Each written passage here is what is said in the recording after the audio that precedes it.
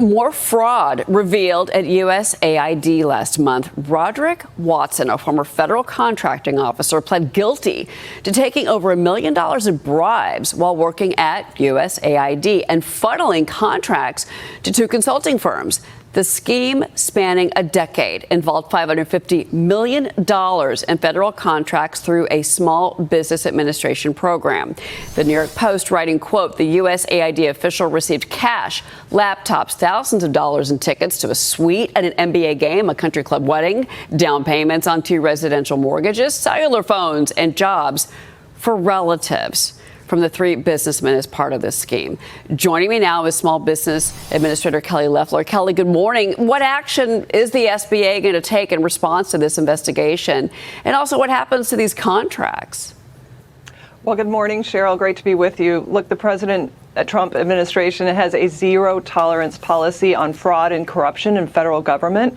So we're going after them. When we saw the DOJ prosecute $550 million in a fraudulent bribery scheme, we said we need a 15-year look-back audit on everything in federal contracting for small businesses. That's what we're doing right now. We have a 15-year retroactive audit ongoing right now. But what I'm announcing today on your show, Cheryl, is the fact that we have now rescinded the independent contracting authority of USAID because they operate a massive federal government contracting program. And so they can no longer oversee their government contracting for small businesses. We're standing up to corruption in the Trump administration that was allowed to proliferate under the Biden administration.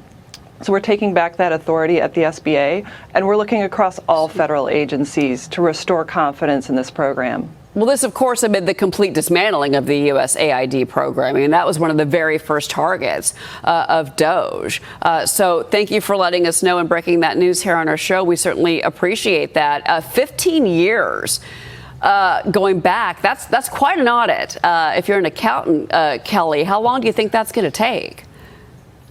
Well, Cheryl, the important thing to know about this program is we're going agency by agency, but we're moving quickly. We have to hold people accountable who are bad actors, who are taking opportunities from small businesses and taking taxpayer dollars for criminally corrupt activities that the American people suspect are out there, but no one has ever held them accountable. If you look at USAID alone, $3.8 billion in small business contracting, that's just one agency. So we are going to root this out. We have put all federal contracting officers on notice in a letter that we sent yesterday that they are legally responsible to report fraud and corruption.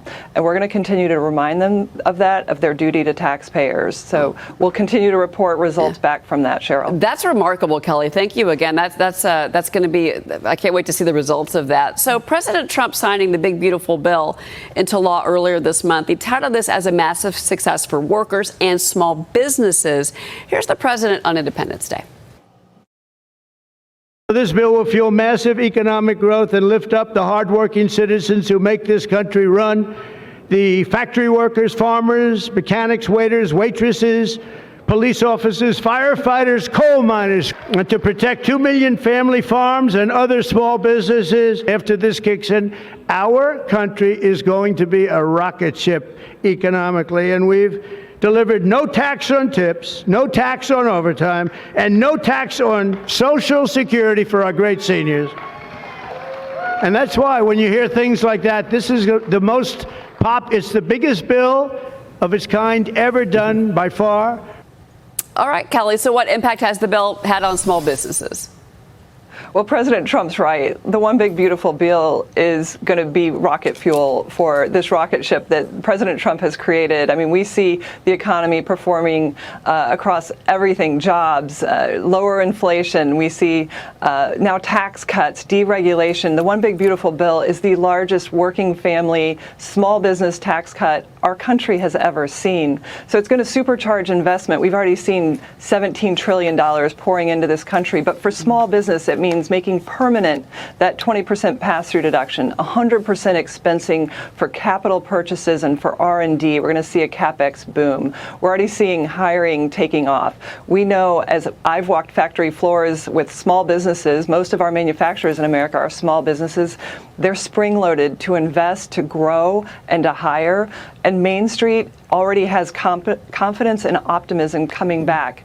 It's above the 51-year average in terms of small business optimism. Right. And so the One Big Beautiful Bill is going to supercharge this great economy that President Trump is building. That's right. We have seen that consumer number going higher. Before you go, I want to ask you about this. Support for socialism is growing across America. And New York City mayoral candidate Zohran Mamdani has found a way to connect with small businesses. He's using those small businesses to push socialism in New York. This is according to former FTC Chair Lena Khan. She wrote this in the New York Times, quote, "He stopped by halal carts and bodegas and asked what challenges they face.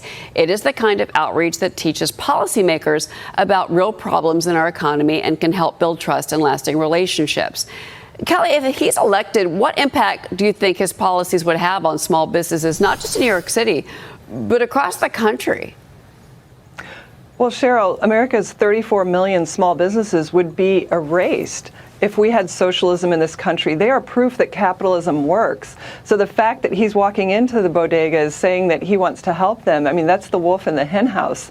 So look, socialism is a true threat, but he's even more than that. He's taking Joe Biden's socialist policies and putting them on steroids. I mean, he's got morally reprehensible policies, from defund the police to globalize the Intifada. But when you hear him talk about seizing that means of production, that means he's taking businesses away and controlling that in the government. And that is a serious threat that people need to wake up to. And the fact that he's doing it in the capital of capitalism is a real threat. And we would see people leaving, businesses shutting down if he got into office and implemented his policies. Mm-hmm. And so small businesses need to know that he does not support their way of life. The fact that they are serving our communities by taking risks and creating opportunities and jobs. And he wants to put that back in the government. That's a communist policy, and socialist policies didn't work for Joe Biden. President Trump is reversing them with his amazing pro-capitalist, pro-growth agenda that lifts all Americans up. Kelly Loeffler, it's always great to have you on the program. Come back soon. Thank you. Thank you, Cheryl. All right, we'll be right back, everybody.